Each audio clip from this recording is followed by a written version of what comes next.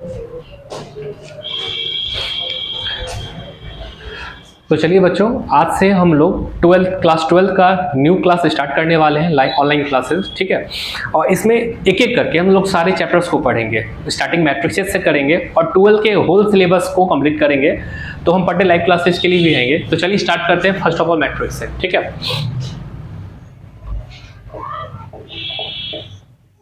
ठीक है, तो सबसे पहले आप ये जान लीजिए कि मैट्रिक्स होता क्या है, ठीक है।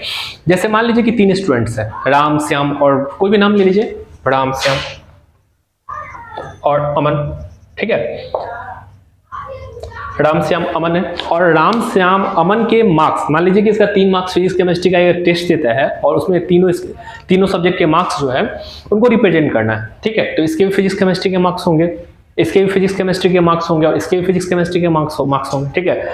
तो इसी के मार्क्स को या फिर किसी भी न्यूमेरिकल डाटा को बिग ब्रैकेट के अंदर अगर हम रिप्रेजेंट करते हैं तो एक मैट्रिक्स का फॉर्म ले लेता है, ठीक है। तो मैट्रिक्स को कुछ ऐसे समझते हैं जैसे कि मैट्रिक्स जो होता है, मान लीजिए राम का मैथ्स में आया 10 में 9, 8, 7, श्याम का आ गया मैथ में 9, 8, 9, 10, 2, 10, 5, 1, 10, 5, ठीक है, 1, 10, 5। तो इसके डाटा को, मतलब इसके मार्क्स को हम लोग बिग ब्रैकेट में रिप्रेजेंट कर दिए, है ना। तो बिग ब्रैकेट में रिप्रेजेंट कर देंगे तो यह क्या बन जाएगा, एक मैट्रिक्स का रूप ले लेगा, ठीक है। और इसी को हम लोग मैट्रिक्स कहते हैं। अब मैट्रिक्स में होता क्या क्या, देखिए आप जानते होंगे कि इसको रो बोलते हैं। या आप देख सकते हैं कि यहाँ पे हमारा 3 रो है, ठीक है। यहाँ रो 1 है, यह हमारा रो 2 है और यह हमारा रो 3 है, ठीक। यहाँ देखिए ये आपका कॉलम 1 है, ये आपका कॉलम 2 है और आपका यह कॉलम 3 है, ठीक है। तो कॉलम 1, कॉलम 2, कॉलम 3, रो 1, रो 2, रो 3, ठीक है। तो किसी भी आप इसको इस तरीके से डिफाइन कर सकते हैं, किसी भी मैथमेटिकल डाटा, न्यूमेरिकल डाटा को रो और कॉलम के फॉर्म में अगर बिग ब्रैकेट के अंदर रिप्रेजेंट कर दे, दिखा दे तो एक मैट्रिक्स बन जाता है, ठीक है। और इसी को हम लोग मैट्रिक्स कहते हैं और इसी के बारे में हम लोग टोटली क्लास करने जा रहे हैं। तो सबसे पहले ये भी जान लीजिए, आप समझ गए कि यहाँ रो क्या हो गया, कॉलम क्या हो गया। तो इसमें सबसे एक इंपॉर्टेंट टर्म आता है order of a matrix. Order of a matrix याद रखिएगा, ऑर्डर ऑफ ए मैट्रिक्स जो होता है वह होता है number of row into number of column, number of row into number of column.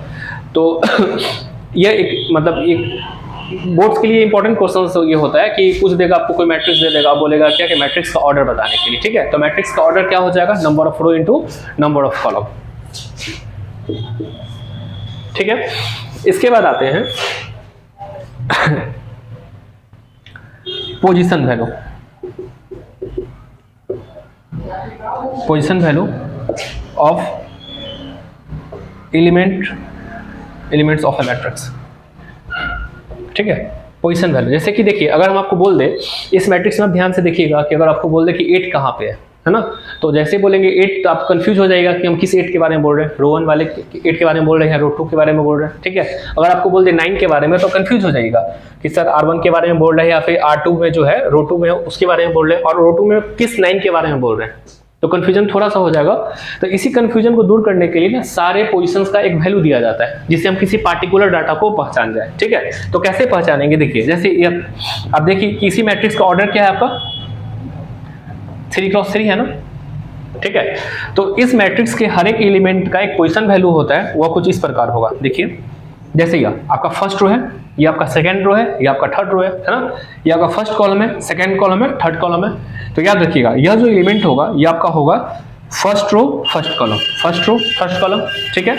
ये जो एलिमेंट है आपका, देखिए फर्स्ट रो है, कॉलम तो सेकंड हो गया, तो इसको बोलेंगे A12, क्या बोलेंगे A12। ये देखिए ये फर्स्ट रो है, थर्ड कॉलम है, तो ये आपका हो जाएगा A13, ठीक है। उसी तरीके से देखिए ये आपका क्या सेकंड रो है, फर्स्ट कॉलम है, तो ये आपका हो जाएगा A21 या second row second column, A22 second row third column, A23। Similarly third row के एलिमेंट के बारे में लिखे A31, A32, A33।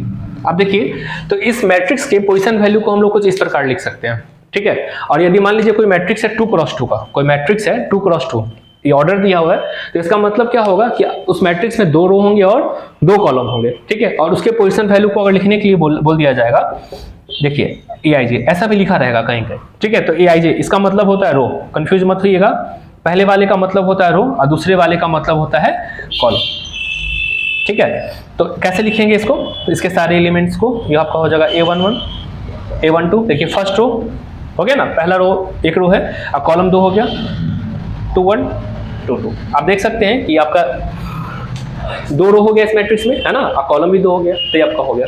तो इस प्रकार हम लोगों ने मैट्रिक्स के मतलब किसी मैट्रिक्स के एलिमेंट का जो पोजीशन वैल्यू होता है वो बता दिया, काफी इंपॉर्टेंट है और इससे क्वेश्चंस काफी बन जाता है, तो वो हम लोग आगे के वीडियो के लेक्चर्स में देखेंगे। और हाँ, हम लोग 12 के होल सिलेबस को लाइव क्लासेज में कंप्लीट करेंगे, तो आप अगर यदि आपने हमारे चैनल को लाइक और सब्सक्राइब नहीं किया है तो लाइक और सब्सक्राइब जरूर कर ले, ताकि आपको 12 के मैथ्स के का पर डे अपडेट्स मिलता रहे और आप उससे जुड़ पाएँ। तो आज के लिए इतना ही, धन्यवाद।